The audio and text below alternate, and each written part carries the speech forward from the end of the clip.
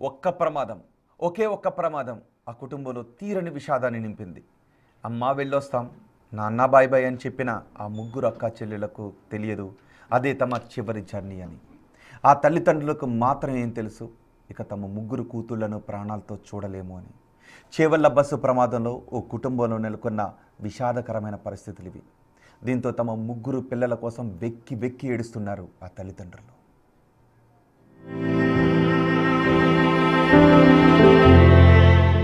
వాళ్ళు నలుగురు అక్కా చెల్లెళ్ళు.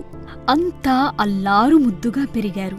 ఇటీవలే జరిగిన తమ బంధువుల వివాహంలో ఆడిపాడారు, సంతోషంగా గడిపారు. అయితే వారి ఆనందం చూసి విధికి కన్ను కుట్టిందో ఏమో కాని ఒకే ప్రమాదంలో అది ముగ్గురు అక్క చెల్లెళ్ళు చనిపోవటం చూసిన వాళ్ళనే కాదు, విన్నవాళ్లను సైతం కన్నీరు పెట్టిస్తోంది.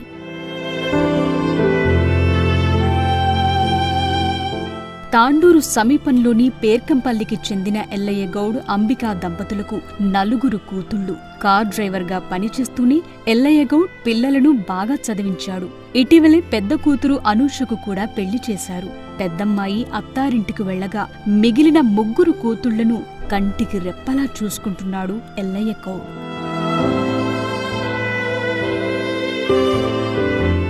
తనుష ఓ ప్రైవేట్ కాలేజ్లో ఎంబీఏ చదువుతుండగా సాయి ప్రియ హైదరాబాద్లోని మహిషా విశ్వవిద్యాలయంలో degree second year, Nandini degree first year చదువుతోంది. వారంతాల్లో సెలవులప్పుడు ఇంటికొచ్చి వెళ్లే ముగ్గురు శనివారం నాడు తమ బంధువుల వివాహం కోసం తాండూరుకొచ్చారు. పెళ్లిలో సందడి చేశారు. తల్లిదండ్రులతోనూ సరదాగా గడిపారు. పెళ్లి కబుర్లు పంచుకున్నారు. యథావిధిగా సోమవారం తెల్లవారుజామున హైదరాబాదుకు వెళ్లేందుకు సిద్ధమయ్యారు.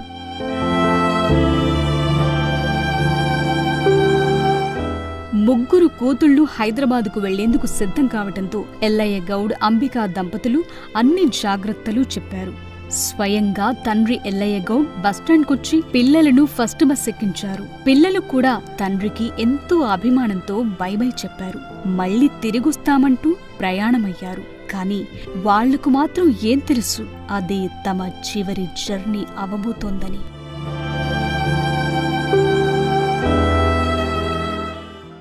బస్సు బయల్దేరిన కాసేపటికి ప్రమాదానికి గురికావటం, ఆ వార్త తెలియటంతో ఎల్లయ్య గౌడ్, అంబికా దంపతులు కుప్పకూలారు.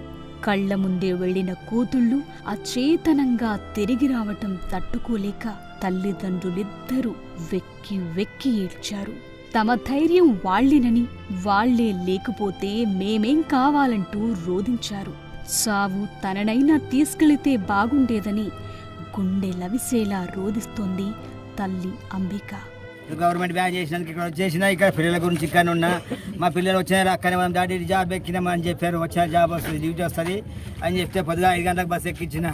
నా కారు ఉంది, నేను కేరళ పోతుంటే ప్రతి ఒక్కరికి వస్తుంది. తాండూరులో టవేర గౌడ అంటే ప్రతి ఒక్కరికి, నేను అందరికి కడతాను, అందరికి పోతుంటాను. సార్ నా పిల్లలు ఇంతమంది బతికి నా పిల్లలకు వచ్చిందా సార్? ఒక్కరు కాదు, ముగ్గురు ఒకటే సార్. ఒక్కరన్నా ఉండదే ధైర్యం సార్ నాకు. వాళ్ళే మా ఆయన వద్దు అంటే పిలిపేయకంటే పిలిపించేది. 4 రోజుల కింద వెళ్ళిపోయాక అమ్మ పిలిపేయకంటే నీకేం తెలుసు అంటే పిలిపించేది. పొద్దునమంటే నిన్న ఓడినమ్మా అని చెప్తే పొద్దుగాల అన్నారు సార్. పొద్దుగాల అంటే బస్ స్టాండ్లో చెప్పారు, ఒకరు బస్సు బాగాలేదు వద్దు ఎక్కేక అన్నారు ముస్లిమ్స్ ఆయన. నేను సార్ ఇప్పుడు ఎగ్జామ్స్ ఉన్నాయి, పోతారు దిగుతుంది అక్కడ పోతారు వాళ్ళు అని చెప్పాను. ల్యాప్టాప్లు ఫోన్లు అన్నీ పెట్టుకున్నామంటే పెట్టుకున్నామన్నారు. భయపడ్డ డాడీ అని భుజం వేసేది కొట్టి చెప్పారు సార్. ఇది ఒక్క రోజు కోరు చెప్పారు సార్. 4 ముగ్గురు ఎక్కించాను సార్. ఒకసారి 2 దొరకపోయినా, ఒకసారి ఒక దొరకపోయి ఎక్కించిన భుజం వేసేది కొట్టి చెప్పారు. తన చెల్లెళ్ల మృతిపై ఆవేదన వ్యక్తం చేస్తోంది పెద్దక్క అనూష. తన పెళ్లిలోనే చివరిసారి కలిశామని, అందరం ఎంతో ఆనందంగా గడిపామని చెప్తోంది. తన చెల్లెళ్లు అంతా మంచివాళ్లని చెప్తూ కన్నీటి పర్యంతమవుతోంది ఎల్లయ్య గౌడ్ పెద్ద కుమార్తె Anusha. Road first correct, bus driver అనేటివాడు కట్టు డ్రైవింగ్ చేసేటప్పుడు ఏం తాగకుండా పాను మసాలా డ్రింకింగ్ ఏం చేయొద్దు. మంచిగా ఉండాలి, హెల్తీగా ఉండాలి, అప్పుడే డ్రైవింగ్ చేయాలి, లేకుంటే కప్పుగా ఉండాలి.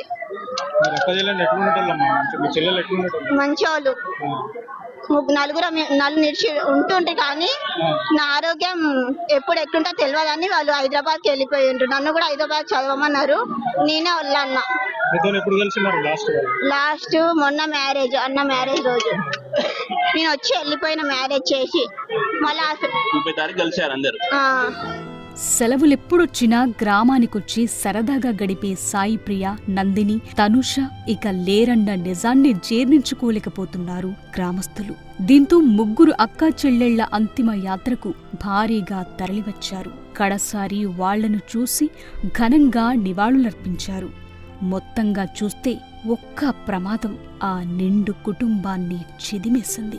ఆ తల్లిదండ్రులను కోలుకోకుండా చేసిందన్న ఆవేదన వ్యక్తమవుతోంది.